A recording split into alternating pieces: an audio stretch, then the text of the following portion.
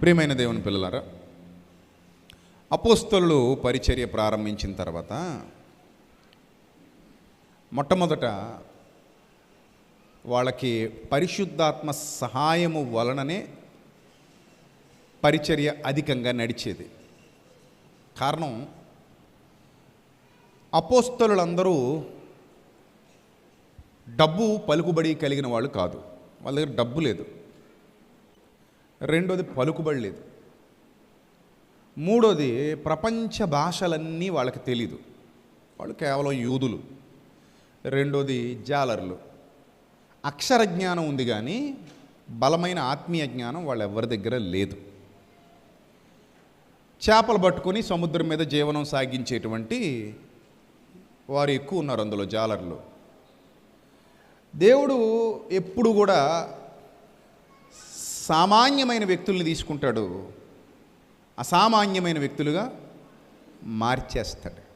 అందుకే ఎన్నిక లేని వారిని ఆయన ఎన్నుకున్నాడు, ఎన్నికైన వారి కంటే గొప్పగా చేసి ఉన్నాడు. దేవునికి నిజంగా అసాధ్యమైనది ఏదీ లేదు. ఆయన ఒక మామూలు మనిషిని, ఒక గొర్రెల కాపరిని రాజును చేయగల సమర్థుడు. ఒక చెరసాలలో బంధింపబడిన ఖైదీని ప్రధానిని చేయగలిగిన సమర్థుడు. ఒక బానిసను రాజుకు కలల భావాన్ని తెలియజేసే దీర్ఘదర్శిని చేసి ఆ దీర్ఘదర్శిని ఆ సింహాసనం పక్కన కూర్చోబెట్టగలిగే సమర్థుడు. అలాంటి ప్రభువు మన ప్రభువు. అలాంటి దేవుణ్ణి నేను నమ్ముకున్నందుకు నేను చాలా సంతోషిస్తున్నాను, ఆనందిస్తున్నాను. నమ్ముకున్నందుకు కాదు, ఆయన తెలుసుకున్నందుకు ఎక్కువ ఆనందిస్తున్నాను. నేను ఆయన తెలుసుకోగలిగే జ్ఞానం నాకు దొరికినందుకు ఎక్కువ ఆనందిస్తున్నాను నేను. సరే, ఇప్పుడు అపోస్తలులు సాదాసీదా వ్యక్తులు పరిచర్య చేస్తున్నారు. ఇప్పుడు ఈ సాదాసీదా వ్యక్తులు, ఈ సామాన్యులు మనుష్యులను పట్టు జాలరులుగా మిమ్మల్ని చేస్తానన్న వాగ్దానాన్ని నమ్మి బయటికి అడుగుపెట్టారు. వాళ్ళు ఇదిగో ₹1,00,00,000 ఇస్తున్నాను పట్టుకుని వెళ్ళంటే నమ్మి వెళ్ళలేదు. వాళ్ళు 10 కోట్లు నీ అకౌంట్లో వేస్తున్నాను ఖర్చు పెట్టుకుంటూ సువార్త చేయంటే వెళ్ళలేదు. వాళ్ళు అంత సపోర్ట్ వాళ్ళకి లేదు. మీకు ఇదిగో మంది మార్బలాన్ని ఇస్తున్నాను, మీ వెనక ఒక సైన్యం ఉంటుంది, ఒక 1000 మంది సైనికులు కత్తులు బళ్ళాలు పట్టుకొని మీతో పాటు నడిచొస్తారు, మీరు వెళ్ళండి అంటే వాళ్ళు వెళ్ళలేదు. వాళ్ళకి ఏ సపోర్ట్ లేదు. వట్టిగా బయట అడుగులు పెట్టారు, చెప్పులు తొడుక్కొని. అదే జత బట్టలతో, ఒకే జత బట్టలతో చెప్పులు తొడుక్కుని బయట అడుగు పెట్టారు. ఇంకో విచిత్రం చెప్పనా? సువార్తకు వెళ్ళు అంటే ఈరోజు నేను ఈ గ్రంథాన్ని తీసుకుని వెళ్తాను. వాక్యం చెప్పడానికి వెళ్ళు అంటే ఈ గ్రంథాన్ని చేత్తో పట్టుకుని వెళ్తాను. కానీ అపోస్తలులు వాక్యం చెప్పడానికి వెళ్ళు అని ప్రభు పంపించినప్పుడు వాళ్ళ చేతులు వట్టి చేతులు, ఖాళీ చేతులు. వాళ్ళ చేతుల్లో ఏ పుస్తకం లేదు. ఒకవేళ ధర్మశాస్త్రాన్ని మోసుకు తిరుగుదాం, దాన్ని బేస్ చేసుకునే కదా ఇప్పుడు మనం సువార్త చెప్పబోతున్నాం అని అనుకున్నా కూడా ధర్మశాస్త్రం చుట్టలుగా బండి మీద మోసుకొచ్చేంత ఉంది. వాళ్ళ చేతుల్లో ఈజీగా పట్టుకెళ్ళి క్యారీ చేసేంత చిన్న పుస్తకంగా ఆ రోజుల్లో ధర్మశాస్త్రం లేదు. గ్రంథపు చుట్టలు మీరు లోకాసు వార్తలు కూడా చూస్తారు. 4వ అధ్యాయంలో యెషయా గ్రంథపు చుట్ట ఆయన చేతికి ఇయ్యబడినో అని ఉంటుంది. ఆ చుట్టలో ఒక భాగాన్ని చదివి మళ్ళీ ఆ చుట్ట చుట్టి పరిచారకునికి ఇచ్చి యేసుక్రీస్తు ప్రభువారు కూర్చున్నట్టుగా లోక సాక్ష్యం ఇస్తున్నాడంటే ఆనాటి కాలమాన పరిస్థితులు మీకు అర్థం కావాలి. లోకాసు వార్త 4వ అధ్యాయము, లోకాసు వార్త 4వ అధ్యాయము 16వ వచనం. తర్వాత ఆయన తాను పెరిగిన నజరేతునకు వచ్చెను. తన వాడుకు చొప్పున విశ్రాంతి దినమందు సమాజ మందిరములోనికి వెళ్ళి చదువుటకై నిలుచుండగా ప్రవక్త అయిన యెషయా గ్రంథము ఆయన చేతికి ఇయ్యబడెను. ఆయన గ్రంథము విప్పగా ప్రభు ఆత్మ నా మీద ఉన్నది, బేదలకు సువార్త ప్రకటించుటకై ఆయన నన్ను అభిషేకించెను, చెరలోనున్న వారికి విడుదల, గ్రుడ్డివారికి చూపు కలుగునని ప్రకటించుటకు, నలిగిన వారిని విడిపించుటకు, ప్రభు హితవత్సరము ప్రకటించుటకు ఆయన నన్ను పంపి ఉన్నాడు అని వ్రాయబడిన చోటు ఆయనకు దొరికెను. చూశారు ఏం దొరికిందట ఆయనకి? ఒక చుట్ట ఆయన చేతికి ఇవ్వబడింది. ఆ చుట్ట విప్పిన తర్వాత ఆయనకి దొరికిన చోటు ఇది. ఇది చదివి నెక్స్ట్ ఆయన గ్రంథము చుట్టి అని ఉంది చూడండి అక్కడ 20వ వచనం. ఆయన గ్రంథము చుట్టి పరిచారకునికిచ్చి కూర్చుండెను. అక్కడ ఇంకో పరిచారకుడు ఉన్నాడట సమాజ మందిరంలో. అర్థమైందా? విశ్రాంతి దినమందు వెళ్ళిన సమాజ మందిరంలో ఒక పరిచర్య చేసే పరిచారకుడు ఉన్నాడు, ఒక బోధకుడు ఉన్నాడు అక్కడ. ఆ బోధకుడు ఇప్పుడు మనం ఎలాగైతే లేఖన పఠనాన్ని చదువుతామో, వాక్య ధ్యానం చేసుకుందాం అన్నప్పుడు లేఖన పఠనం, వాక్య పఠనం చేద్దాం అన్నప్పుడు ఒక వ్యక్తిని పిలుస్తాం కదా, అలాగా అక్కడున్న పరిచారకుడు ఎవరికి వాక్య పఠనం ఇచ్చాడు? యేసుప్రభుకి. పాయింట్ అర్థమైందా? యేసుప్రభు ఇప్పుడు అక్కడ వాక్య పరిచర్య చేయట్లా. పరిచారకుడు ముందు సమాజ మందిరంలో వచ్చాడు, కూర్చున్నాడు. ఆయన సొంతూరు కదా, సొంతూరు అది. అప్పుడు ఆయనకి వాక్య పఠనం ఇచ్చారంట. లేఖన భాగం చదివి వినిపించి పోయి కూర్చోని. ఎవరికే? యేసుప్రభుకి. ఆయన లేఖన పఠనం చదివి కూర్చుని మీ వినికిడిలో ఈ లేఖనం నెరవేరింది అనగానే వాళ్ళకి పిచ్చ కోపం వచ్చేసింది. ఏందిదే? నీకు అసలు వాక్యపట్నం ఇవ్వడమే గొప్ప, ఏదో వచ్చావు కదా అని చెప్పి వాక్యపట్నం ఇచ్చాం. వాక్యపట్నం ఇస్తే వాక్యపట్నం చేసి వెళ్ళి మామూలుగా కూర్చోకుండా మీ వినికిడిలో ఈ లేఖనం ఇది అంటే నీ గురించా? ఇది నీ గురించా? అంత గొప్పోడు పెట్టి నువ్వు. మాకు తెలీదా నిన్ను కన్న మీ అమ్మ ఎవరో? మాకు తెలీదా నువ్వు ఎవరు కొడుకువో? మాకు తెలీదా నువ్వు ఎలా పెరిగావు ఇక్కడ? ఇది నీ గురించి యెషయా రాశాడు నీ గురించి. మరి ఇప్పుడు పరిచారకుడికి ఇంకా బాధ కలిగేద్ది. అసలు ఇక్కడ మెయిన్ స్పీకర్ ఎవరు ఆ సమాజ మందిరంలో? ఆయనే. ఆ మెయిన్ స్పీకర్ ముందు వాక్య పఠనం చేసి నువ్వు పోయి కూర్చోవాలంతే. అప్పుడు ఆ వాక్య పఠనం చేసి లేఖన పఠనం చదివినటువంటి ప్రభు వెళ్ళి కూర్చొని అంటున్నారు, మీ వినికిడిలో ఈ లేఖనం నెరవేరింది. ఆత్మీయ నేత్రాలు మూసుకుపోయిన వారి నేత్రాలు తెరిచే వైద్యుడిని నేనే, హితవత్సరం ప్రకటించువాడను నేనే, చెరలోనున్న వారికి విడుదల అనగా పాపం అనే చెరలో ఉన్న వాళ్ళకి వాక్యం ప్రకటించి విడుదల కలిగించువాడను నేనే, బీదలకు సువార్త ప్రకటించువాడను నేనే, ప్రభువాత్మ నా మీద ఉన్నది గనుక నలిగిన వారిని విడిపిస్తాను, ప్రభు హితవత్సరాన్ని ప్రకటిస్తాను, అందుకే ఆయన నన్ను పంపించాడు. I'm that person, I'm the one అని చెప్తున్నాడు. ఎవరు అనుకుంటున్నారు ఇక్కడ? ఎవరి గురించి వ్రాయబడింది అనుకుంటున్నారు? ఎస్, ఐఎమ్ ద పర్సన్ అని చెప్తుంటే వాళ్ళకి కోపం వచ్చేసింది.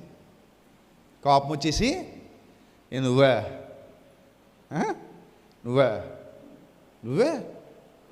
ఇది 700 సంవత్సరాల క్రిందట యెషయా నీ గురించి రాశాడు.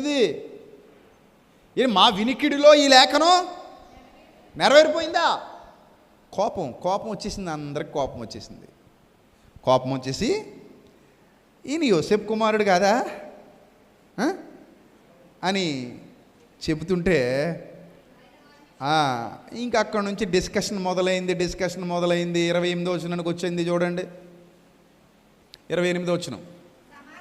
సమాజ మందిరములో ఉన్నవారందరూ ఆ మాటలు విని ఇదేంతో నిండుకొని, ఆశ్చర్యముతోనా, ఆత్మీయతతోనా, ఆప్యాయతతోనా, అనురాగంతోనా, మమకారంతోనా, దేంతో నిండుకున్నారట? దేవుని వాక్యం విన్న తర్వాత, యేసుప్రభు మాటలు విన్న తర్వాత దేంతో నిండుకున్నారు?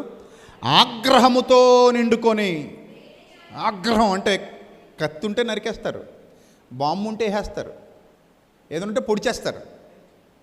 ఆగ్రహముతో నిండుకొని ఆయనను పట్టణములో నుండి వెళ్ళగొట్టి. ఎంత పాడు పని చేశారు. ఊరిలో నుంచి వెళ్ళగొట్టారంట. అంటే పెద్ద రణగొన.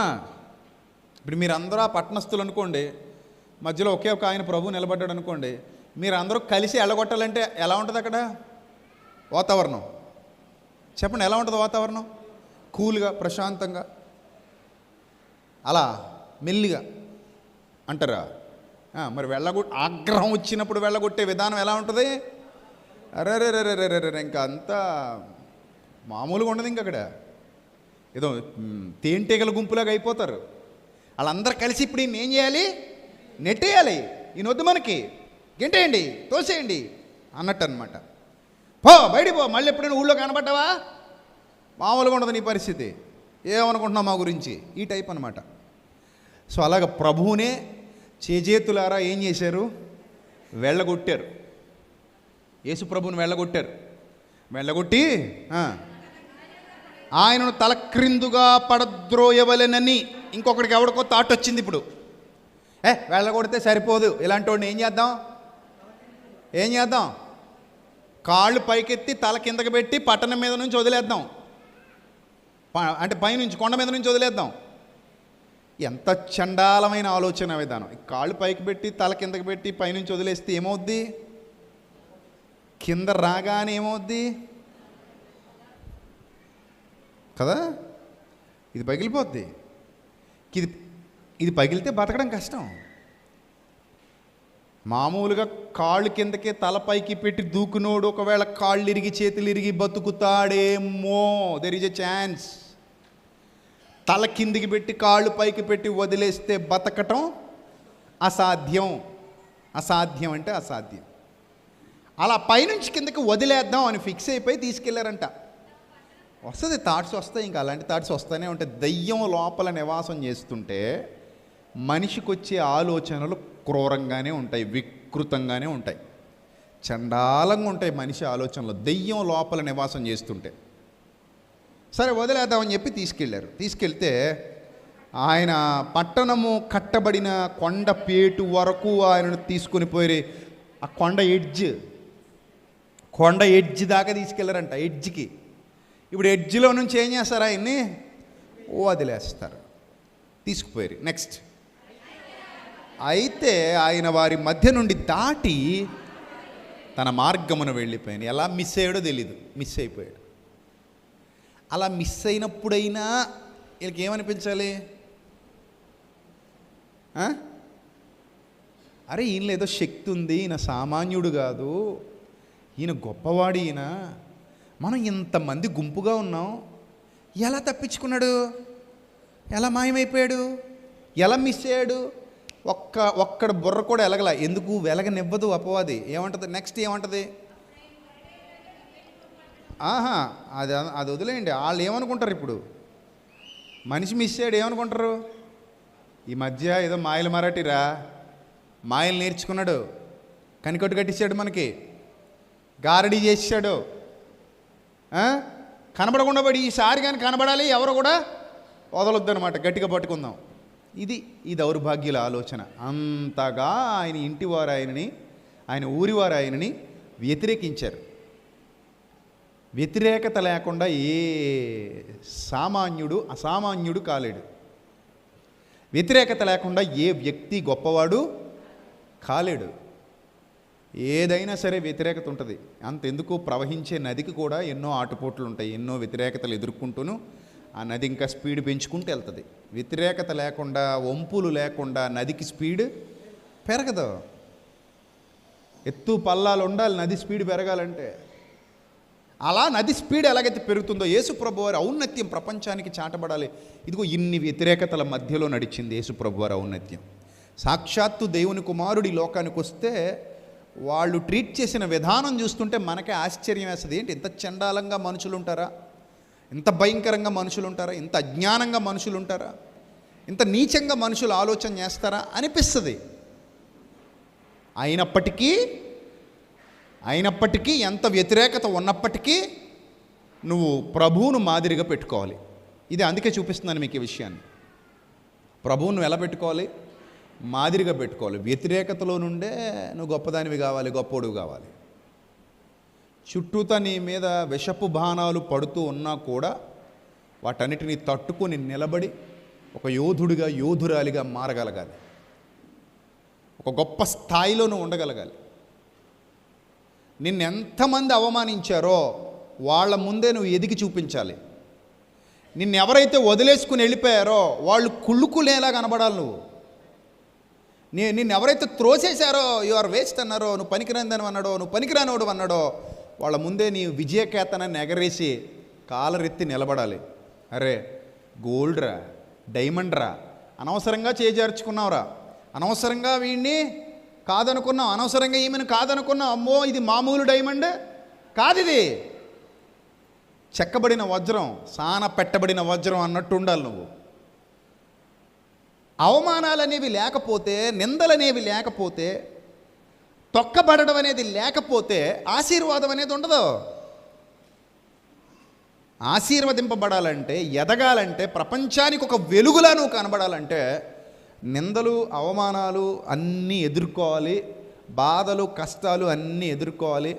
నీ బతుకెందుకు, నువ్వు ఎందుకు పనికిరావు, నువ్వు ఆఫ్టర్ ఆల్ నువ్వు, నేను పెడితే తినాలి, నేను కొడితే పడాలి, ఇలాంటి మాటలన్నిటి మధ్యలో నుండి ఒక ఛత్రంలా మారాలి, ఒక గొడుగులాగా మారాలి. ఆ గొడుగు కింద వాళ్ళు ఉండాలి, లేదా నిన్ను ఒక శిఖరాన్ని చూసినట్టు చూడగలగాలి.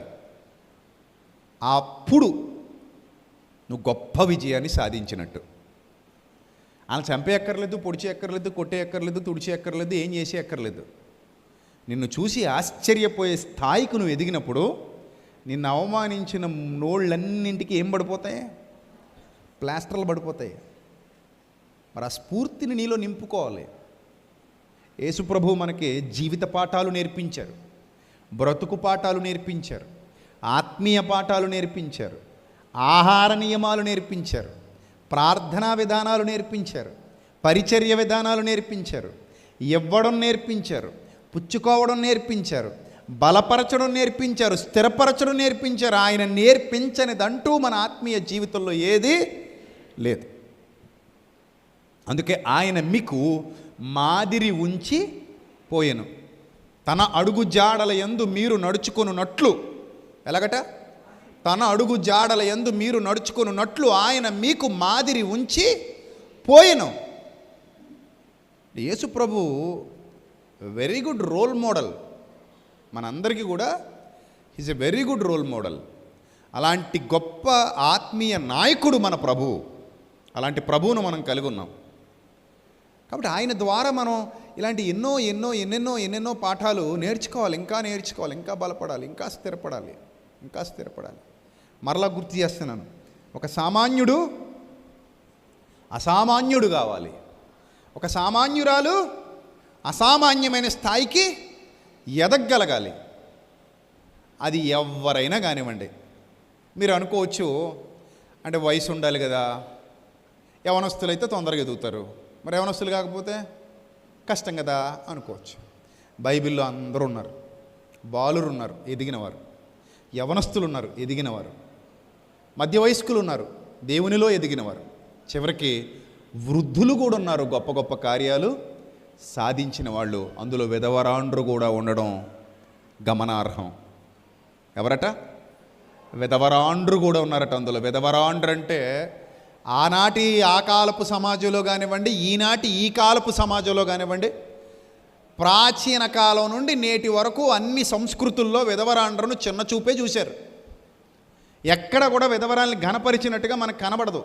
ప్రపంచ సంస్కృతులన్నిటినీ అబ్జర్వ్ చేస్తే చాలా సంస్కృతుల్లో విధవరాలిని విధవ అనగా భర్త చనిపోయింది అనగానే చాలా చీప్గా చూశారు. కొన్ని చోట్లయితే సతీ సహగమనం పేరుతో వాళ్ళను తగలబెట్టిన సందర్భాలు ఉన్నాయి.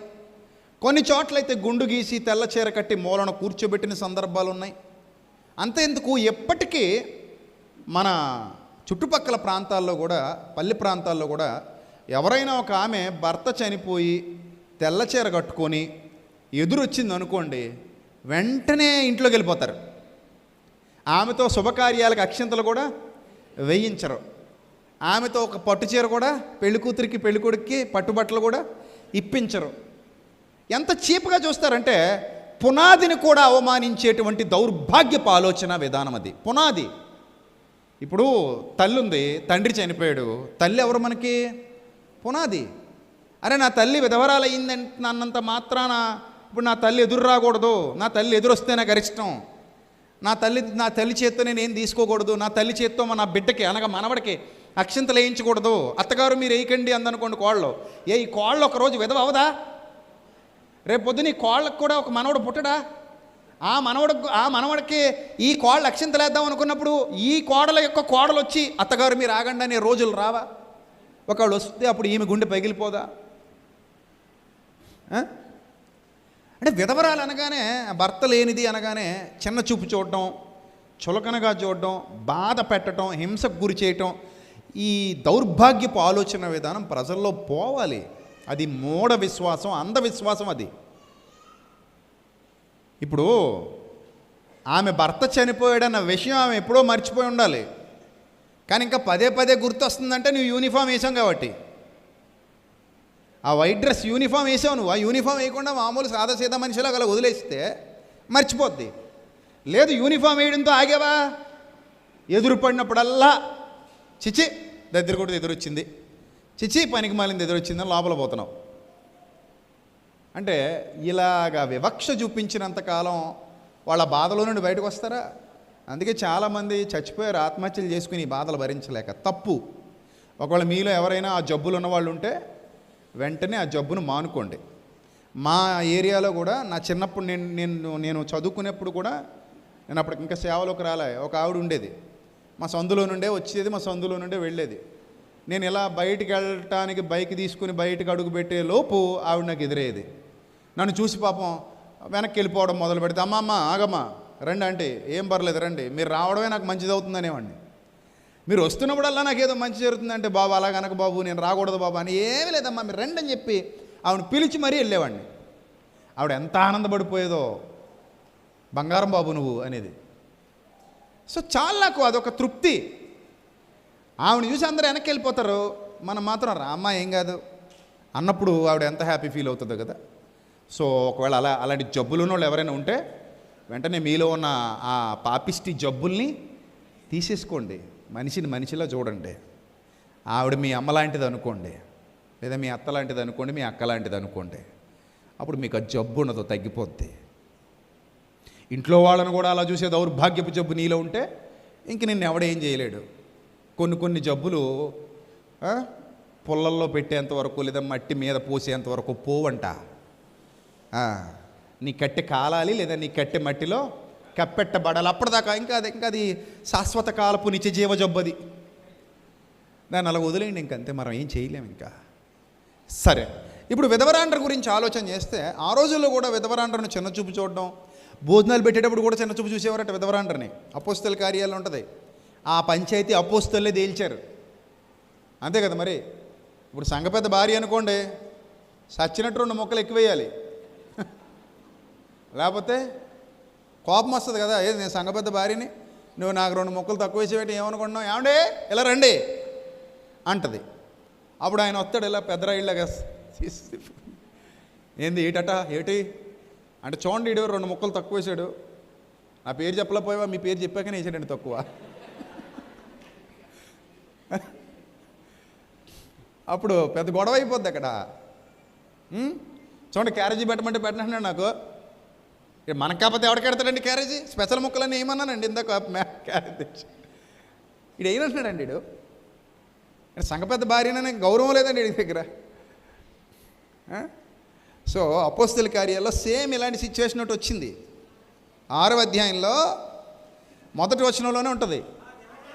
అపోస్తల కార్యాలు 6వ అధ్యాయము 1వ వచనం. ఆ దినములలో శిష్యుల సంఖ్య విస్తరిస్తున్నప్పుడు అనుదిన పరిచర్యలో తమలోని విధవరాండ్రను చిన్న చూపు చూశారంట. చిన్న చూపు అంటే ఏంటి, పెద్ద చూపు అంటే ఏంటి చెప్పండి, మీరు చెప్పండి. చిన్న చూపు అంటే ఏంటి అనుకుంటున్నారు, అలా చూడడం. పెద్ద చూపు అంటే ఏంటి అనుకుంటున్నారు, అలా చూడడం. అంతేనా మరి ఏంటి చిన్న చూపు అంటే ఏంటి, ఎలా చూడడం కదా అని అలాగే అనుకుంటున్నాను. మరి పెద్ద చూపు అంటే ఎలా చూడడం, చిన్న చూపు అంటే ఎలా చూడడం, అది కాదులే. చిన్న చూపు చూశారంట. చూసి హెబ్రీల మీద గ్రీకు భాష మాట్లాడే యూదులు సనగసాగర్. ఇక్కడ భాషాభేదం కూడా ఉంది. అంటే భాషా వివక్ష. వీడు మన భాష కాదు అనగానే ఈ భాష మాట్లాడే వాళ్ళందరికీ బలం వచ్చేద్ది.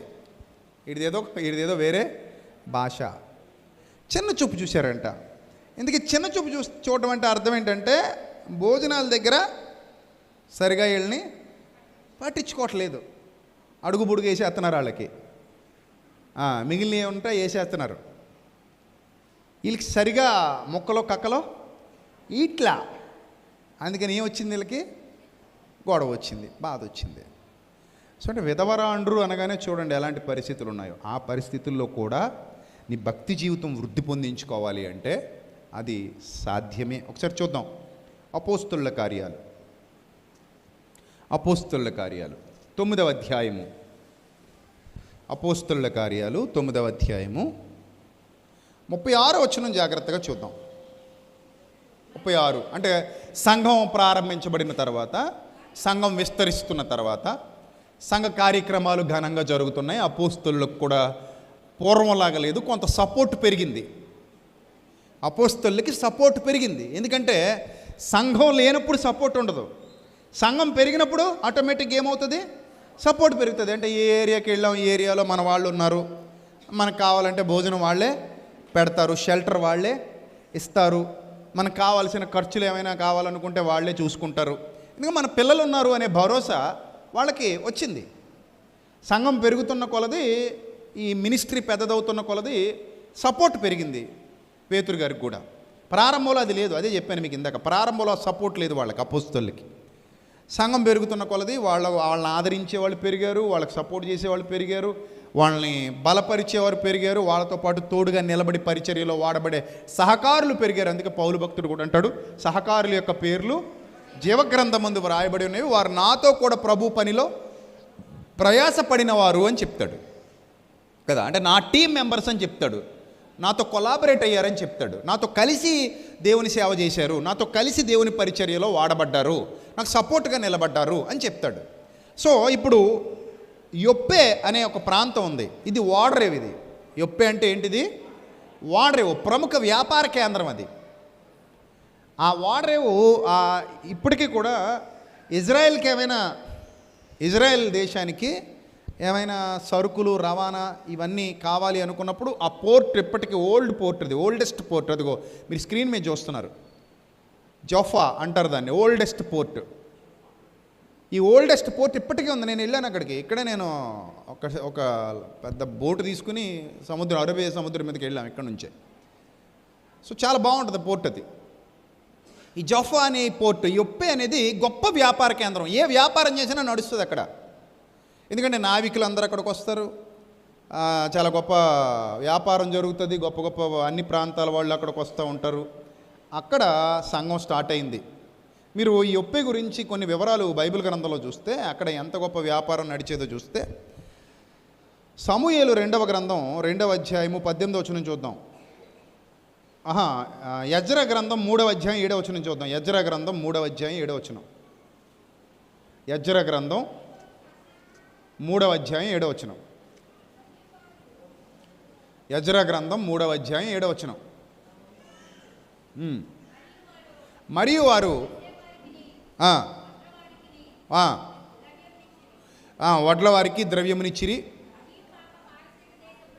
అదియుగాక పారశీక దేశపు రాజైన కోరెషు తమకు సెలవిచ్చినట్లు దేవదారు మ్రానులను లెబానోను నుండి సముద్రము మీద యొప్పే పట్టణమునకు తెప్పించుటకు సీదోనీయులకు తూరు వారికిని భోజన పదార్థములను పానమును నూనెను ఇచ్చిరి. ఎక్కడి నుంచి ఎక్కడ తెప్పిస్తారట, యొప్పేకి తెప్పిస్తారట. అంటే వాళ్ళకి కావాల్సిన సామాగ్రంతా కూడా వాడల మీద ఎక్కడికి వచ్చేస్తుంది, యొప్పేకి వచ్చేస్తుంది. అక్కడ నుంచి ఈ రథాల మీద, వాహనాల మీద, లేదా మనుషులు మోసుకొని ట్రాన్స్పోర్ట్ తీసుకెళ్ళిపోయేవారు అనమాట. అంత గొప్ప వ్యాపార కేంద్రం ఓడ రేవు, అదిగో యొప్పే. మీరు స్క్రీన్ మీద చూస్తున్నటువంటి యొప్పే అంత పెద్ద ఓడ రేవు, చాలా బ్యూటిఫుల్ ఉంటుంది అక్కడ, బాగుంటుంది. ఇప్పుడంటే టూరిస్ట్ ప్లేస్ కూడా అయ్యింది. టూరిస్టులు చాలామంది వస్తున్నారు అక్కడికి, టూరిస్ట్ ప్లేస్. అంత గొప్ప వ్యాపార కేంద్రం అది. రైట్. దినవృత్తాంతాలు 2వ గ్రంథం 2వ అధ్యాయము 16వ వచనం కూడా చూడండి. దినవృత్తాంతాలు 2వ గ్రంథం 2వ అధ్యాయము 16వ వచనం. దినవృత్తాంతాలు 2వ గ్రంథం 2వ అధ్యాయము 16వ వచనం. మేము నీకు కావలసిన మ్రానులన్నీ లెబానోనందు కొట్టించి వాటిని నీ కొరకు సముద్రము మీద తెప్పలుగా యొప్పేకు కొని వచ్చేదము. తరువాత నీవు వాటిని యెరూషలేమునకు తెప్పించుకొని వచ్చును అని వ్రాసెను. చూసారా?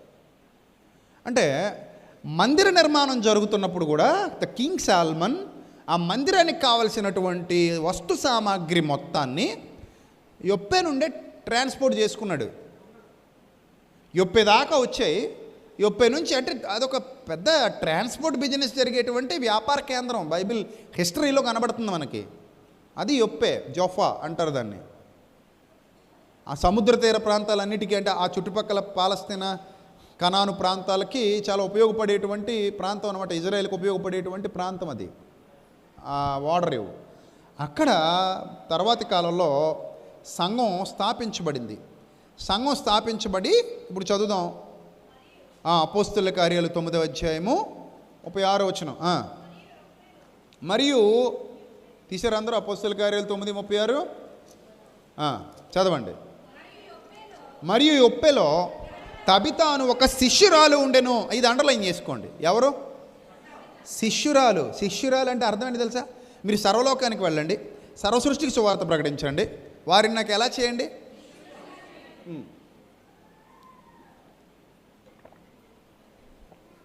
శిష్యులుగా చేయండి.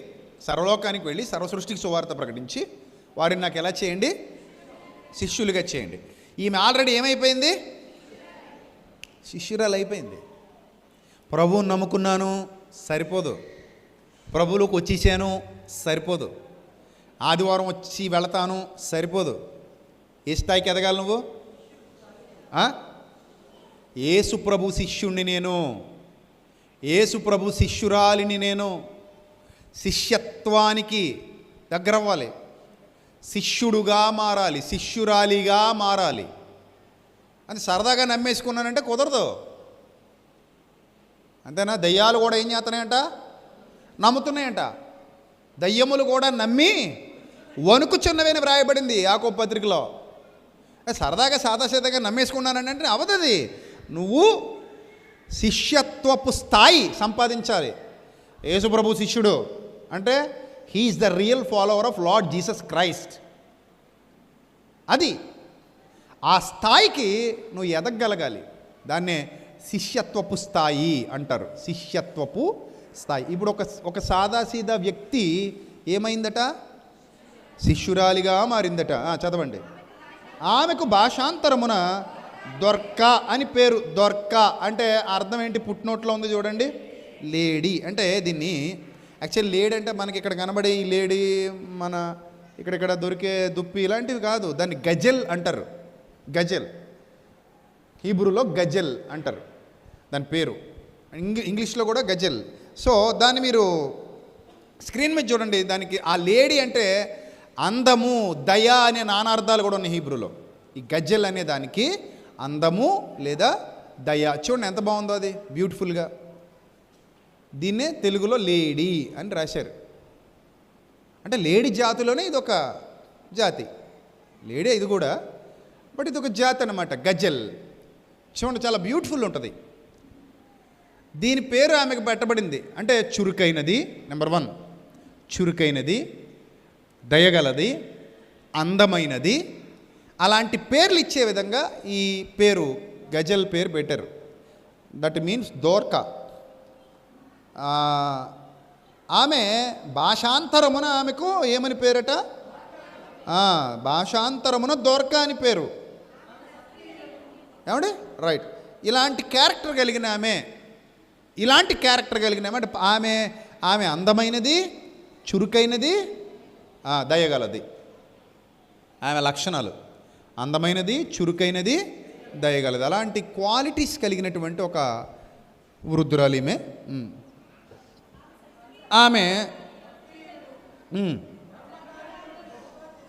ఆమె సత్క్రియలను ధర్మకార్యములను బహుగా చేసి ఉండెను. ఆ దినములయందు ఆమె కాయిలా పడి చనిపోగా. జాగ్రత్తగా చూడండి. ఈమె సత్క్రియలు బాగా చేసిందంట, ధర్మకార్యాలు బాగా చేసిందంట, బహుగా చేసిందంట. బహుగా చేసిందంట. చూసారా? సత్క్రియలు, ధర్మకార్యాలు బహుగా చేసింది అని వ్రాయబడింది. బహుగా చేసింది అంటే ఒక సాదాసీదా మనిషి ఆ యొప్పే ప్రాంతంలో బిజినెస్ చేసుకోవచ్చు హ్యాపీగా. ఆమె హ్యాపీగా బ్రతకొచ్చు. ఆమెకు ఆ సోర్సెస్ అన్నీ ఉన్నాయి. అలాంటి సోర్సెస్ ఉన్న ఏరియాలో సంఘం స్టార్ట్ అయింది. సంఘం అంటే ఏంటి? అందరిని రప్పించాలి, కూర్చోబెట్టాలి, ముందు వాక్యం బోధించాలి.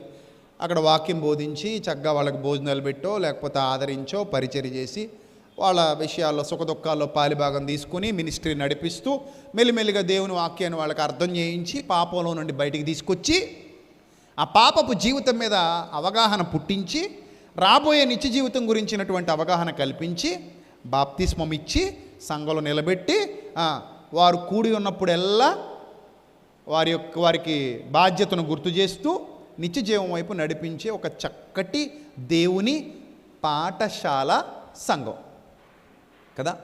సో అలా అక్కడ సంఘం స్టార్ట్ అయిన తర్వాత శిష్యులుగా మారిన వారు ఎంతమంది, శిష్యురాళ్ళుగా మారిన వారు ఎంతమంది అంటే అందులో ఈమె ప్రధానమైన పాత్ర కనుక దేవుడు ఈమెను ఎక్స్పోజ్ చేస్తున్నాడు. దేవుడు ఈమెను ఎక్స్పోజ్ చేస్తున్నాడు. ఈమె సత్క్రియలకు, ధర్మకార్యములకు బహుగా చేసింది.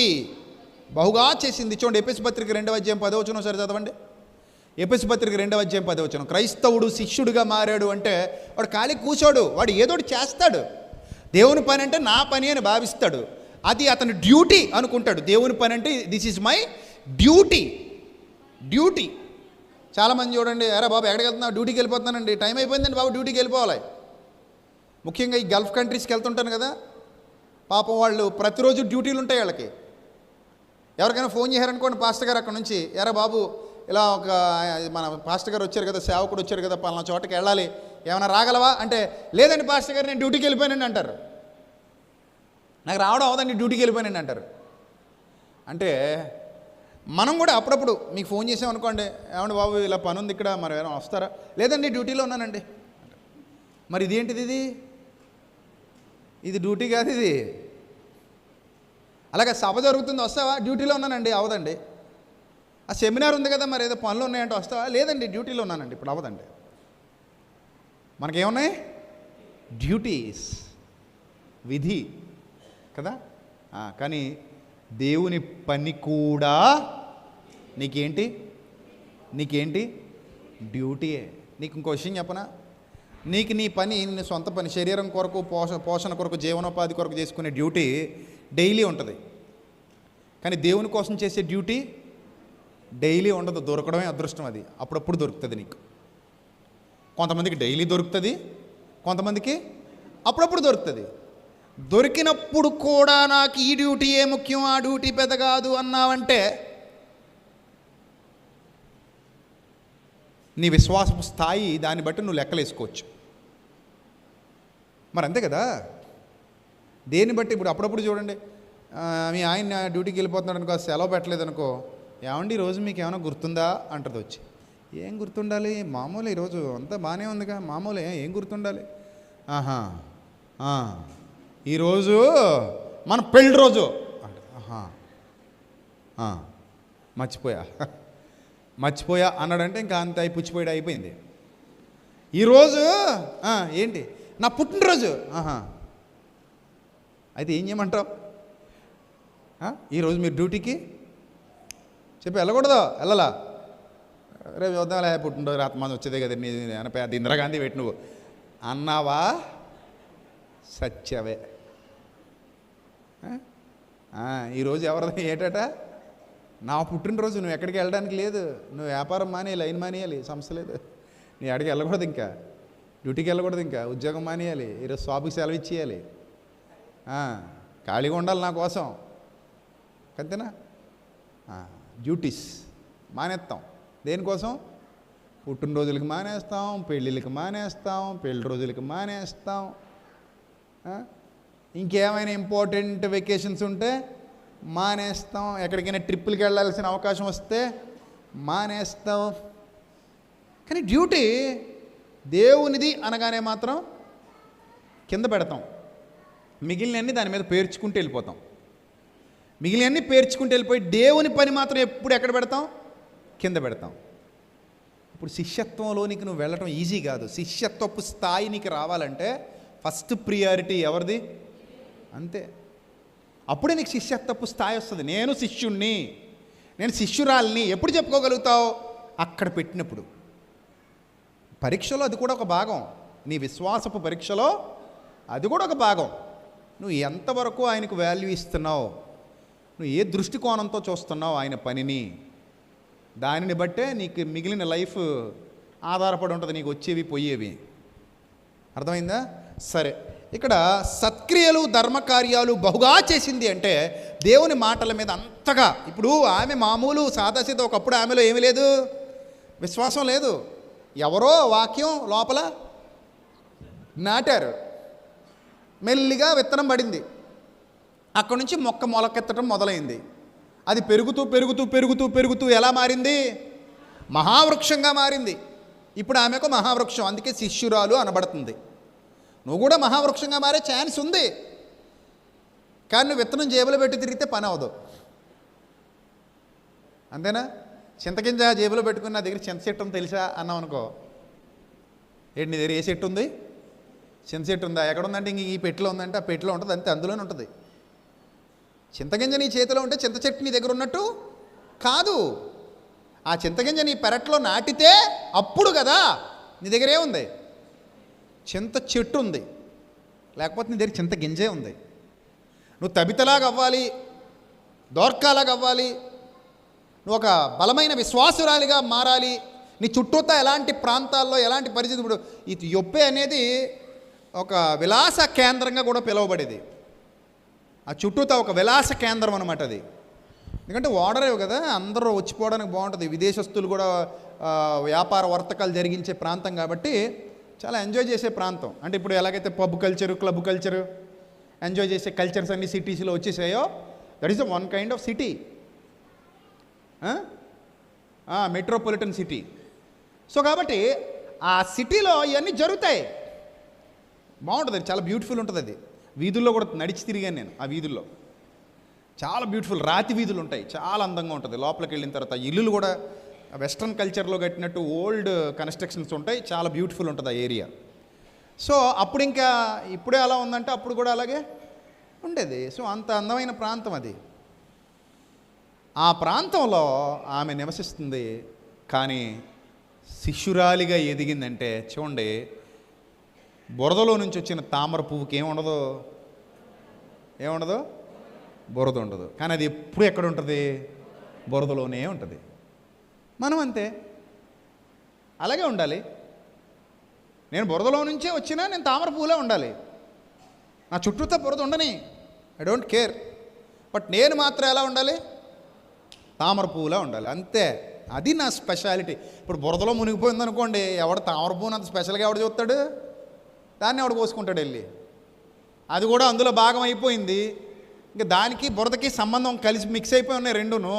ఇంకేమైనా స్పెషాలిటీ ఉందా అక్కడ? కనబడుతుందా స్పెషల్గా? లేదు. నువ్వు కూడా నీ చుట్టూతో ఎవరైనా ఉండని, మీ బావలో, మీ బామ్మద్దులు, మీ మాయలు, అత్తలో, అక్కలో, తమ్ముళ్ళు, చెల్లెమ్మలో, అన్నయ్యలో, మీ ఫ్రెండ్స్, ఎవరు ఎలా చెడిపోయినా నువ్వు ఒక శిష్యుడిగా, శిష్యురాలిగా ఎలా కనబడాలి? ప్రత్యేకతను చాటుకోవాలి. అది అర్థమైందా? ఇప్పుడు ఏం చేస్తుంది? ఎఫెసీ పత్రిక 2వ అధ్యాయం 10వ వచనంలో వ్రాయబడిన మాట ఈమె సీరియస్గా తీసుకుంది. మనం చాలామంది చదువుతాం ఈ వచనాన్ని, కానీ సరదాగా చదువులేస్తాం. కానీ ఆమె సీరియస్గా తీసుకుంది. మరియు వాటి యందు మీరు నడుచుకొనవలెనని, వాటి యందు మనము నడుచుకొనవలెనని దేవుడు ముందుగా సిద్ధపరిచిన సత్క్రియలు చేయుటకై పనులు రెడీ చేసి పెట్టాడంట. నువ్వు చెయ్యాలి బిడ్డ అని. మనం పని పక్క నుంచి నడుచుకుంటూ వెళ్ళిపోతాం, ఆ పని చేయం. పని రెడీ చేసి పెట్టాడా, పెట్టలేదా? ఎవరు రెడీ చేసి పెట్టాడు పని? దేవుడు. ఎవరికి రెడీ చేసి పెట్టాడు పని? నీకు, నాకు. అంటే ఇప్పుడు మనందరి మీద బాధ్యత ఉందా లేదా? పని చేయాల్సిన బాధ్యత ఉందా? దేవుడు రెడీ చేసిన పనే కదా ఇది. మనుషులు రెడీ చేసిన పని అని ఉందా బైబిల్లో? దేవుడు రెడీ చేసిన పని. మనము సత్క్రియలు చేయవలెనని. ఏ క్రియలు? సత్క్రియలు. మరియు వాటి యందు మనము నడుచుకొనవలెనని దేవుడు ముందుగా సిద్ధపరిచిన సత్క్రియలు. పాస్టర్ గారు సిద్ధపరిచాడా? సంఘ పెద్దలు సిద్ధపరిచారా? మిషనరీలు సిద్ధపరిచారా? అపోస్తలులు సిద్ధపరిచారా? దేవుడు సిద్ధపరిచాడా? ఎవరు సిద్ధపరిచారు? ఎవరు సిద్ధపరిచారు? గట్టిగా చెప్పాలి. ఎవరు సిద్ధపరిచారు? దేవుడు సిద్ధపరిచాడు. దేవుడు పని పెట్టాడు. దేవుడు పని నియమించి పెట్టాడు. దేవుడు మీ అందరి కొరకు పని రెడీ చేసి పెట్టాడు. పని రెడీ చేసింది దేవుడు, మానవుడు కాడు. సువార్త పని ఎవరు రెడీ చేసింది? దేవుడు రెడీ చేశాడు. వాక్యం ప్రకటింపబడాలి, హృదయాలలో పొయ్యబడాలి. ఎవరు రెడీ చేశారు? చెప్పండి, ఎవరు రెడీ చేశారు? దేవుడు. ఆ పని చెయ్యటానికి దేవుడు తన పిల్లల్ని ఏర్పరచుకున్నాడు. పని రెడీ చేసింది ఆయనే, పని చెయ్యమని మనందరికీ చెబుతున్నది ఆయనే, నీ కోసం పని పక్కన పెట్టింది ఆయనే. అదే మాట వ్రాయబడింది బైబిల్ గ్రంథంలో. మళ్ళీ చదువుకో, లేకపోతే బోతద్దం పెట్టి చదువుకో, కళ్ళజోడు తీసి చదువుతావో, పెట్టుకొని చదువుతావో, మళ్ళీ ఇంటికి వెళ్ళిన తర్వాత రాసుకుని చదువుతావో, మాట అదే ఉంటుంది. దేవుడు పని సిద్ధపరిచాడు అని ఉంటుంది. అందుకే ప్రభు కూడా మరియ గారితో మాట్లాడుతూ ఏమన్నాడో తెలుసా? అమ్మా, నా తండ్రి పనుల మీద ఉండవలనని. నీకు తెలీదా అమ్మా? నా తండ్రి పనుల మీద కదమ్మా నేను ఉండాలి అన్నాడు. అంటే ఇక్కడ పని సిద్ధపరిచింది సాక్షాత్తు దేవుడు. దేవుడు రెడీ చేశాడు పని, మనం రెడీ చేసుకున్నది కాదు ఈ పని. ఒక సువార్త కార్యక్రమం, ఒక కూడిక, ఒక సెమినార్, లేదా ఇంకేదైనా పని, అది దైవ సంబంధమైన పని, సంఘానికి ఉపయోగపడే పని, సత్యానికి సంబంధించిన పని, అది మనం రెడీ చేసుకున్నది కాదు. సాక్షాత్తు మన దేవుడు పని రెడీ చేసి నీకు శరీరాన్ని ఇచ్చి లోకానికి పంపించాడు. అర్థమైందా? దేవుడు ముందుగా సిద్ధపరిచిన సత్క్రియలు చేయుటకై మనము క్రీస్తు యేసునందు సృష్టింపబడిన వారమ్మై ఆయన చేసిన పని అయి ఉన్నాము అన్నాడు. మనల్ని క్రైస్తవులుగా సృష్టించింది క్రీస్తులో. క్రీస్తు యేసునందు సృష్టింపబడడం అంటే అర్థం క్రైస్తవులుగా సృష్టింపబడడం అని అర్థం. సంఘముగా సృష్టింపబడడం.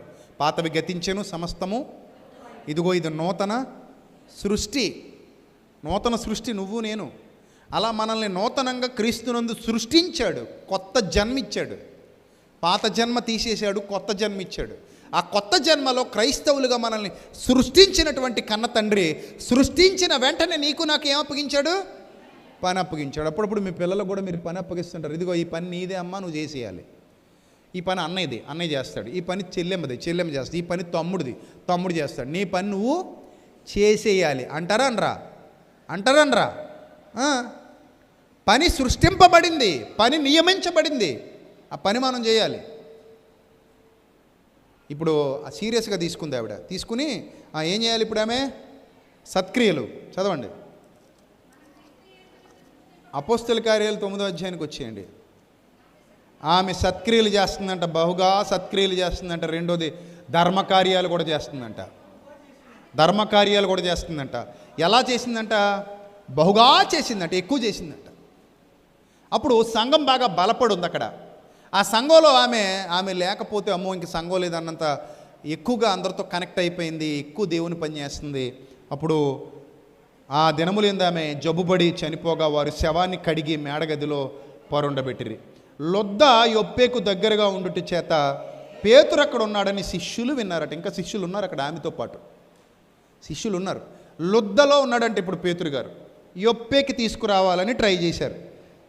లొద్ద యొప్పే ఎంత దూరంలోనే. ఒకసారి కొత్త నిబంధన కాలపు పాలస్తీనా పట్టం మీ బైబిల్లో వెనకుంది చూడండి. మీ బైబిల్లో వెనక్కి తిప్పి కొత్త నిబంధన కాలపు పాలస్తీనా పట్టం అని ఉంది చూడండి. కొత్త నిబంధన కాలపు పాలస్తీనా పటము తీసారా?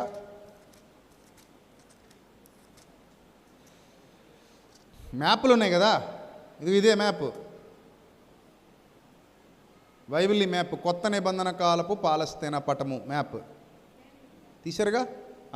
అందులో యొప్పే ఎక్కడుంది, లొద్ద ఎక్కడుంది చూడండి.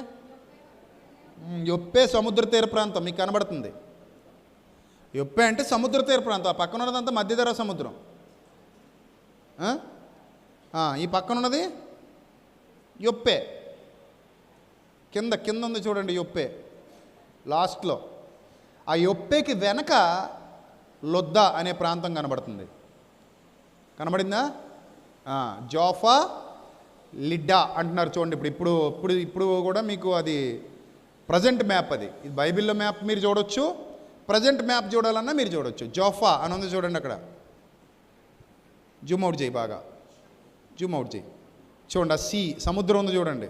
ఇప్పుడు జూమ్ చేయి లైట్గా, ఇంకొంచెం రైట్. మధ్యధరా సముద్రం పక్కన కనబడుద్ది ఏమండి, కింద ఇంకా జూమ్ చేయి. అదిగో మీకు కనబడిందిగా జోఫా ఏమండి. ఆ క్రింద ఉన్నది లిడ్డా ఏమండి. సో అక్కడ పేతురు గారు ఉన్నారు. ఇప్పుడు కబురు పెట్టారంట. బైబిల్లో మ్యాప్లు కానివ్వండి, బైబిల్లో వ్రాయబడినటువంటి విషయాలు కానివ్వండి, అక్షర సత్యాలు, ఎక్కడ చిన్న మిస్టేక్ కూడా ఉండదు. లేని దాన్ని ఉన్నట్టుగా, ఉన్నదాన్ని లేనట్టుగా ఎక్కడ చెప్పడు, ఉన్నది ఉన్నట్టుగా చెప్తాడు. చదవండి అక్కడ అపోస్తుల కార్యాలు ఇప్పుడు 9వ అధ్యాయంలో ముగించుకుందాం. దగ్గరగా ఉండుట చేత పేతురు అక్కడ ఉన్నాడని ఎరిగి శిష్యులు విని అతడు తడవు చేయక తమ యొద్దకు రావాలని వేడుకున్నట్టుకు 2 మనుష్యులను అతని యొద్దకు పంపిరి. పేతురు లేచి వారితో కూడా వెళ్ళి అక్కడ చేరినప్పుడు వారు మేడగదిలోనికి అతనిని తీసుకుని వచ్చిరి. విధవరాండ్రందరూ వచ్చి చూడండి, విధవరాండ్రందరూ వచ్చి ఏడుస్తున్నారంట. అంటే భర్త లేని వాళ్ళందరికీ ఈమె ఒక భర్త స్థాయి తీసుకుంది. ఒక ఆడ మనిషి భర్త లేక ఏడుస్తున్న వాళ్ళకి కూడా ఈమె ఏ స్థాయి తీసుకుంది? ఒక స్త్రీ సపోర్ట్గా నిలబడింది. ఒక స్త్రీకి అవుతుందా? అవుతుంది. ఏ స్త్రీ అన్న తక్కువదా? స్త్రీ ఏంటి, పురుషుడు ఏంటండి? తలుచుకుంటే ఎవరైనా అంతే ఒక విప్లవ జ్యోతిలా మారుతారు. అంతే మరి. మీరు తలుచుకుంటే మీరే హీరోయిన్లు. మీరు తలుచుకుంటే మీరే గ్రేట్. ఇంకా మీరు తలుచుకోకపోతే అలా ఎండిపోయిన మునక్కాళ్ళ ఉంటారు అంతే. వండుకోనకే పనికిరారు, విత్తనాలకి పనికిరారు అన్నట్టు ఉంటారు కొంతమంది. మీరు నిజంగా సీరియస్గా తీసుకున్నారనుకోండి, నువ్వు గ్రేట్ అంతే. ఎవరైనా సరే అందులో ఎవరిని తక్కువ చేయటానికి వీలు లేదు. చదవండి. ఆమె విధవరాండ్రందరూ వచ్చి ఏడ్చుచు దొర్క తమతో కూడా ఉన్నప్పుడు కుట్టిన అంగీలు వస్త్రాలు చూపుచు అతని ఎదుట నిలిచిరంటే. ఆవిడ ఒక టైలర్ అన్నమాట. టైలరింగ్ చేద్దనమాట. ఈ టైలరింగ్ చేసేటప్పుడట ఎవరికి బట్టలు కుట్టించేదట? విధవరాండ్రకు బట్టలు కుట్టించేదట. అంగీలు తమతో కూడా ఉన్నప్పుడు అంగీలు కూడా కుట్టించిందంట కొంతమందికి. ఆ వస్త్రములు చూపుచు అతని ఎదుట నిలిచిరంటే ఆవిడ ఇచ్చిన బట్టలు పట్టుకుని వచ్చేసారంటే ఆ శవం దగ్గరికి. వాళ్ళ మనసులో ఆమె పట్ల ఉన్న కృతజ్ఞత భావన. అందుకే చూడండి, మనం చచ్చిపోయిన తర్వాత మనం లేని లోటు కనబడాలి. ఒక్క కన్నీటి చుక్క కూడా నీ కోసం ఎవరో రాల్చట్లేదంటే నువ్వు అంత ఎదవ్వని అర్థం. మరి అంతే కదా. అమ్మయ్య దరిద్రం వదిలిపోయింది అనుకున్నారనుకో, ఎదవని అర్థం. ఇక మామూలు ఏదో కాదనమాట. అందుకని అమ్మయ్య చచ్చిపోయాడా, దరిద్ర పీడ ఎరగడకైపోయింది నా ఆయన అనుకుంటున్నారు అనుకో. అలాంటి బతకడం కంటే చావడమే నయ్యం కదా. అరే అతను చనిపోయాడా అని గుండె పగిలేలా ఏడుస్తున్నారు అనుకో, మంచి ముద్ర వేసావన్నమాట నువ్వు సమాజం మీద. అరే చచ్చిపోయాడా, అయ్యో చచ్చిపోయిందా అని ఏడ్చే స్థాయిలో నువ్వు ముద్ర వేసుకున్నావు అంటే అది కదా జీవితం అంటే, అది కదా బ్రతుకంటే. అలాంటి బ్రతుకు ఒక స్త్రీ బ్రతికితే మరి మనం పురుషులమని పురుషాహాకారంతో చెప్పుకుంటాం. ఇంకా మీసాలు ఉండడం ఎందుకు, ఏదో తిప్పేస్తారు కొంతమంది ఇలాగా రొయ్యి మీసాలు. ఒక స్త్రీ పాఠం నేర్పిస్తుంది పురుషులారా. ఒక స్త్రీ పాఠం నేర్పిస్తుంది. ఇది భక్తి జీవితం అంటే. నువ్వు చచ్చిపోయిన తర్వాత కూడా నీ పేరు సంఘంలో గుర్తుండిపోవాలి. నువ్వు చచ్చిపోయిన తర్వాత కూడా నీ పరిచర్య గుర్తుండిపోవాలి. నువ్వు చచ్చిపోయిన తర్వాత కూడా నీ సత్క్రియలు గుర్తుండిపోవాలి. నువ్వు చచ్చిపోయిన తర్వాత కూడా నువ్వు చేసిన సేవ గుర్తుండిపోవాలి.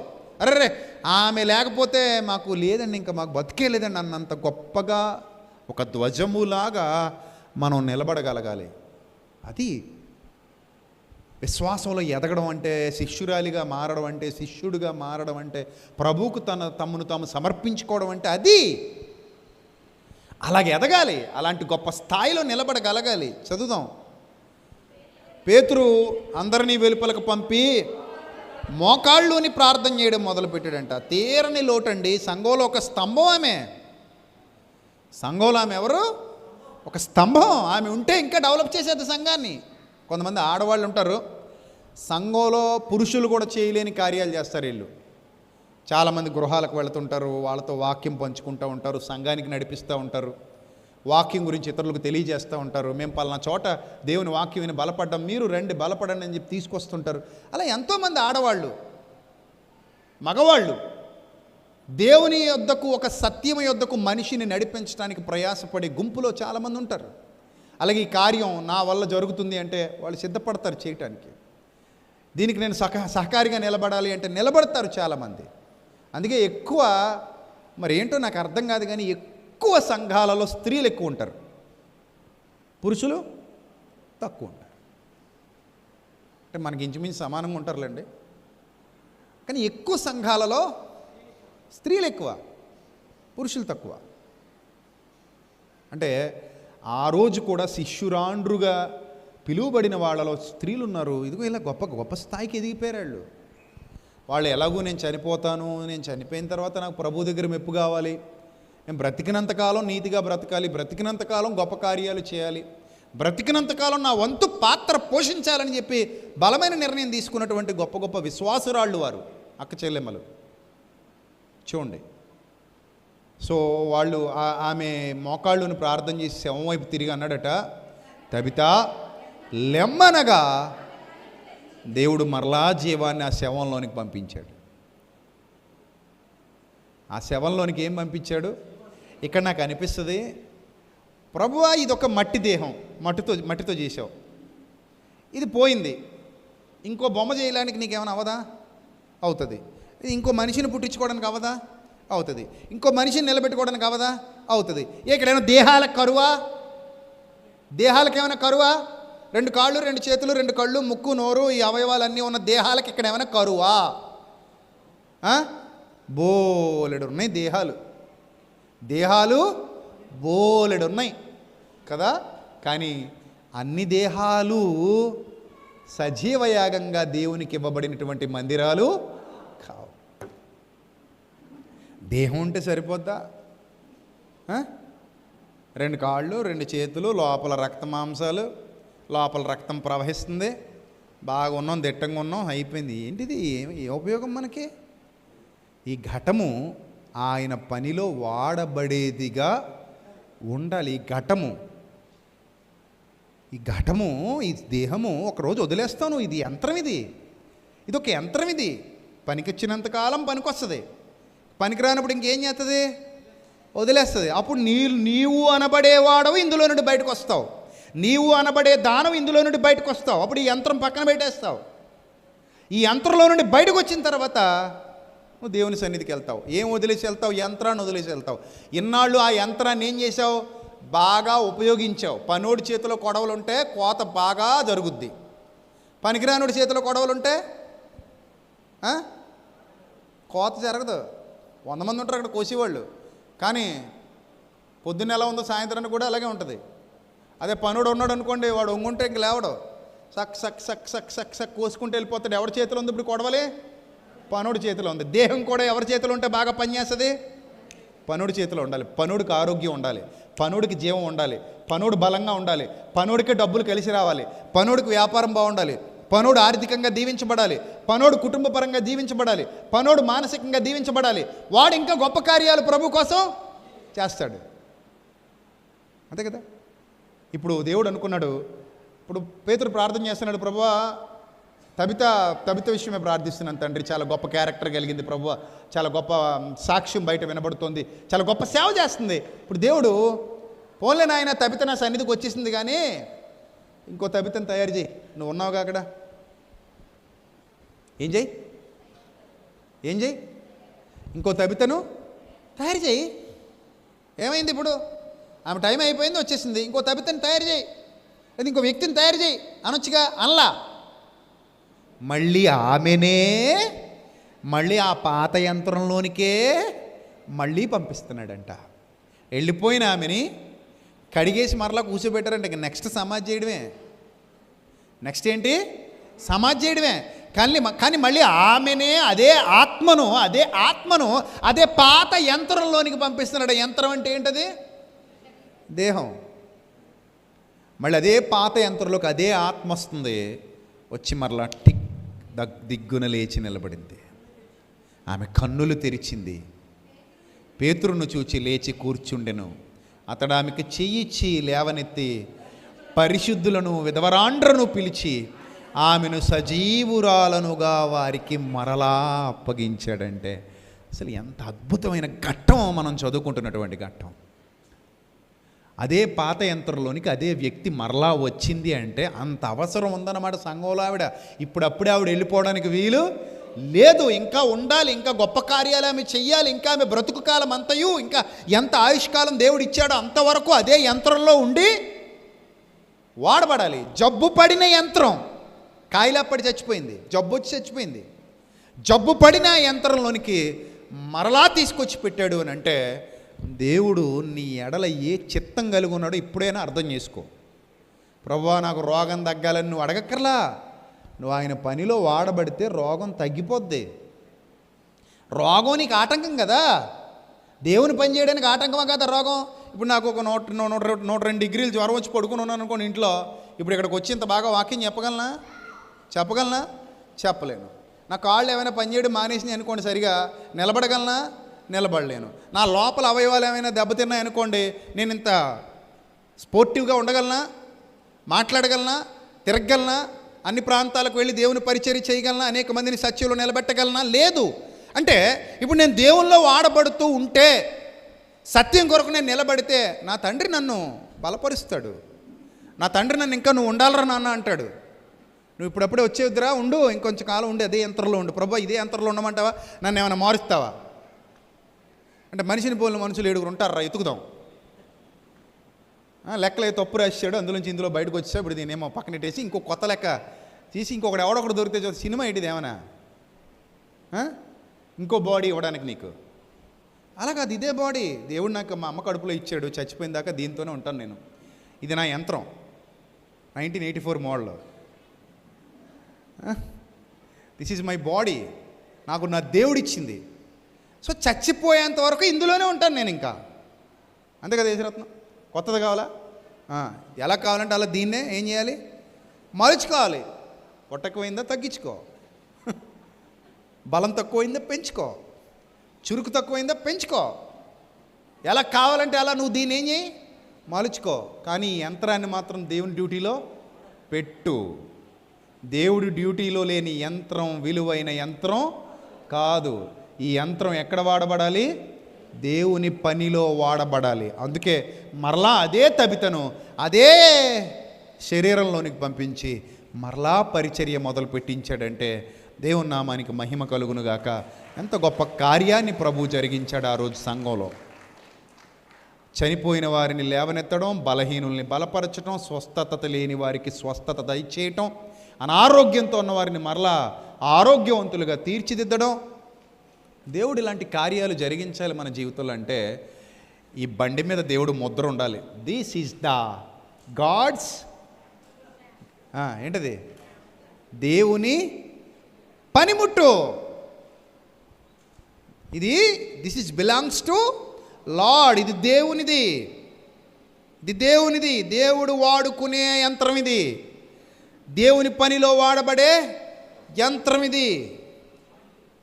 కనుక ఈ యంత్రం ఆరోగ్యంగా ఉండాలి, రోగం తగ్గాలి, స్వస్థపరచబడాలి, బలపరచబడాలి, స్థిరపరచబడాలి. దీనికి అన్నీ కావాలి. ఎందుకంటే ఈ యంత్రం దేవునిలో వాడబడుతుంది. అర్థమైందా? నువ్వు అడుగుపెట్టు ప్రతి చోట ఆశీర్వాదంగా మారాలి అంటే నువ్వు ముందు సత్క్రియల్లో పాలిభాగం తీసుకో. తబితలాగా మారు. నువ్వు కూడా అలాంటి శిష్యత్వాన్ని సంపాదించుకో. సత్క్రియలు చేయుటకు ఆసక్తి గల ప్రజలను దేవుడు తన కొరకు ఎన్నుకున్నాడంట. తీతు పత్రికలు కూడా చెప్తాడు. సత్క్రియ దేవుని పని, అది మన బాధ్యత. నమ్మకంగా చేయి, యథార్థంగా చేయి, బతుకున్నంతకాలం చేస్తూనే ఉండు. ఒకరోజు చచ్చిపోతావు, మార్క్ వేసుకుని వెళ్ళిపోతావు ఈ లోకం నుంచి. మార్క్, నా కుమారుడు నా కుమార్తె అంటాడు దేవుడు. అలాంటి స్థితిగతులు మనకి కావాలి. ఇన్స్పిరేషనల్ అండి, వీళ్ళందరూ మనకి చాలా ఇన్స్పిరేషన్ ఇస్తారు. వీళ్ళు మనకి ఒక తబితలాగా, ఒక అకుల ప్రిస్కిల్లలాగా, ఒక ఫీబేలాగా, ఒక పౌలు గారిలాగా, ఒక యోహాను గారిలాగా, ఒక పేతురు గారిలాగా సామాన్యులు వాళ్ళందరూ అనన్య సామాన్యమైన స్థాయికి చేరుకోగలిగారు. మామూలు సాదాసీదా వ్యక్తులు వాళ్ళందరూ గొప్పోళ్ళు అయ్యారు. సమర్పించుకో, అంతే, సమర్పణ చేసుకో. ప్రభువా, నేను ఈ యంత్రాన్ని నీ సేవలో వాడతాను, నా ఫస్ట్ డ్యూటీ నీ డ్యూటీయే. అది ఎప్పుడు దొరికితే అప్పుడు. రోజు ఉంటుందా మీకు దేవుని పని? అందరికీ, ఇక్కడ ఉన్న వాళ్ళందరికీ ఉంటుందా? అబద్ధాలు చెప్పకండి, నిజం చెప్పండి. రోజు దేవుని పనిలో ఉంటున్నారా విశ్వాసులందరూ? మీరందరూ లేదు. మీకు ఎప్పుడు దొరుకుద్దో ఒకప్పుడు దొరుకుద్ది. అప్పుడైనా దాన్ని సక్రమంగా వినియోగించుకోవడం చెప్తాను నేను. ఇంకా మనకు సెమినార్ 2 నెలలే ఉంది. బోలెడు పని ఉంటుంది. చెయ్యాలి అనే సంకల్పం నువ్వు తీసుకుంటే బోలెడు పని చేయొచ్చు.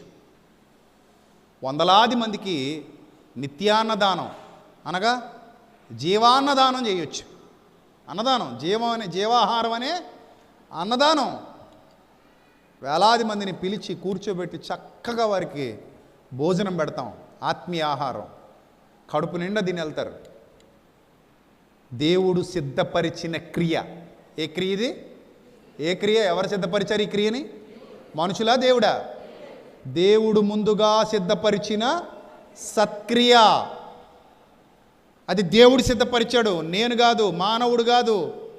దేవుని వాక్యం ప్రకటింపబడుతోంది. దేవుని ఏర్పాటది, దేవుని పిలుపది. మనం ఆయన పని చేస్తున్నాం, మర్చిపోకండి. మీ భర్తల్ని మీరే ప్రోత్సహించాలి, మీ పిల్లల్ని మీరే ప్రోత్సహించాలి, మీ భార్యల్ని మీరు ప్రోత్సహించాలి. అది మన మన మన తండ్రి సన్నిధి, మన దేవుని పని. అది మన దేవుని ఆలోచన నెరవేర్చి ఆయన చిత్తాన్ని జరిగించిన ఒక యంత్రం ఇవ్వబడింది నాకు. ఈ యంత్రం కొంతకాలమే పనిచేస్తుంది, తర్వాత ఇది కూడా ఏమైపోద్ది? తుప్పు పడద్ది, వణుకుతుంది, జాయింట్లు లూజ్ అవుతాయి, బోరుకు వస్తుంది, అరిగిపోద్ది. ఆ తర్వాత ఆ కుర్చీలోంచి లేవడానికి కూడా నీకు చాలా కష్టం అవుతుంది. టక్కన లేవలేవు. టక్కన లేవగలరా మీరు? మోకాళ్ళ మీద కూర్చుని టక్కన లేచిపోగలరా ఏ సపోర్ట్ చేయకుండా? కష్టం. కొందరు లేవగలరు, కొందరు అమ్మో అలా కష్టం అండి, కూర్చొని లేవడం అంటే కొంచెం కష్టం అండి అంటారు. అంటే శరీరం ఏమవుతుందన్నమాట? బలహీన పడుతుంది. సో ఆ బలహీనత వచ్చేస్తే మనం ఎందుకు పనికిరాం. కాబట్టి సత్తు ఉండగానే యంత్రంలో తబితలాగా గొప్ప కార్యాలు చేద్దాం. ప్రభు ఇష్టపడి మళ్ళా ఆమెను అందులోకి పంపాడంటే అక్కడే మీకు అర్థమైపోవాలి. She was great lady, great lady, a great warrior, a great soldier of our Lord Jesus Christ, a great pillar in church. అలా ఉండాలి. సంఘంలో ఒక బలమైన స్తంభంగా నువ్వు మారాలి. అరే ఇతను లేకపోతే ఇక్కడ చాలా కష్టం, అంత మంచి వ్యక్తి, అంత మంచి అమ్మాయి, అంత మంచి అబ్బాయి, అంత మంచి ఆవిడ అని చెప్పుకోవాలి. అన్ని పనుల్లో పాలిభాగం తీసుకునే గొప్ప యోధులుగా, యోధురాళ్ళుగా మీరు మారాలి. మనకి జీవన సంబంధమైన పనులు నిత్యం ఉంటాయి, ఉండవా? నిత్యం ఉంటాయి జీవన సంబంధమైన పనులు. కానీ దేవుని పని నిత్యం ఉండదు. ఉన్నప్పుడే చేయాలి, బాగా చేయాలి, జాగ్రత్తగా చేయాలి, నమ్మకంగా చేయాలి, యథార్థంగా చేయాలి. అప్పుడు దేవుడు తబిత మీద దృష్టి నిలిపినట్టుగా నీ మీద, నా మీద కూడా ఏం చేస్తాడు? దృష్టి నిలుపుతాడు. నీకు కావలసినవన్నీ సమకూరుస్తాడు, నీకు కావలసినవన్నీ సిద్ధపరుస్తాడు. ఎందుకంటే వాడబడే యంత్రం మీద మనకి మక్కువ ఎక్కువ. పనికి రాని దాన్ని పాచామనుడికి ఇచ్చేస్తాం, పనికొచ్చేదాన్ని ఇంకా పనికొచ్చే విధంగా వాడుకుంటాం. రైట్? పాసామనుడికి ఏమిస్తాం? పనికిరాని ఇస్తాం. కొత్త టీవీ ఇచ్చేస్తా పెట్టి పాచామాలను కొంటాం అని రాగానే, ఇది బాబు కొత్త ఫ్రిడ్జ్ నిన్నే తెచ్చాం బాబు, పట్టుకెళ్ళిపో బాబు. ఏంటి ఎన్ని ఉల్లిపాయలు ఇస్తా ఉంటావా? ఉల్లిపాయలు కొత్త ఫ్రిడ్జ్ ఇచ్చేస్తారా? ఎవరు? అది 15 ఏళ్ళో 20 ఏళ్ళో 30 ఏళ్ళో అయిపోతే ఇంక ఇది పనికిరాదురా నాయన, తుప్పట్టేసింది, మొత్తం అంతా ఊడిపోతున్నాయి ఎక్కడికక్కడ, ఇంక ఇది పనికిరాదు, ఈ మోటార్లన్నీ కాలిపోయినాయి అనుకున్నప్పుడు ఏం చేస్తావు? పాత సామాన్లు కొంటాం అని వినబడగానే నాయన రా నాయన అంటాం. ఏం చేద్దాం? తీసుకెళ్ళిపో నాయన. అర్థమైందా? అందుకే వృద్ధాప్యానికి వెళ్ళినా కూడా మనం పరిచర్యలో వాడబడాలి, వృద్ధులమైనా వాడబడాలి, దేవుని పరిచర్య చేయాలి, ఇంకా బలంగా నిలబడాలి, అనేక మందికి మార్గదర్శకత్వాన్ని నిర్దేశించాలి, ఆయన చిత్తానికి అనుకూలంగా మీరందరూ మారాలి. అట్టి ధన్యత దేవుడు సంఘబిడ్డలందరికీ, ప్రతి కుటుంబానికి, అలా లైవ్లో వీక్షిస్తున్న వారికి అందరికీ, ఎవరైతే మన ద్వారా సత్యంలో బలపరచబడుతున్నారో వారందరికీ ఈ బాధ్యతను అప్పగించి దేవుడు వారిని వాడుకొనుగాక. ఆమేన్. తల్ల వంచండి, ప్రార్థన చేసుకుందాం.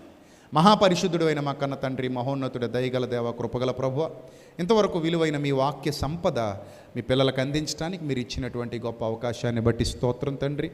బిడ్డలందరినీ దీవించండి, ఆశీర్వదించండి, మీ కృపా కనికరం తోడుగా ఉంచండి. ఎల్లవేళలా మీ సన్నిధి కాంతి మీ బిడ్డల మీద ప్రకాశింపచేయండి.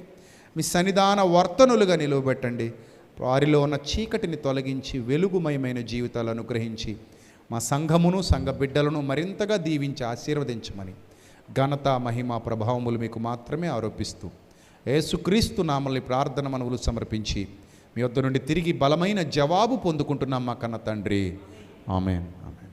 అందరికీ వందనాలు. May Lord bless you all, love you all. దేవుడు మిమ్మల్ని, మీ కుటుంబాన్ని బహుగా దీవించి ఆశీర్వదించునుగాక.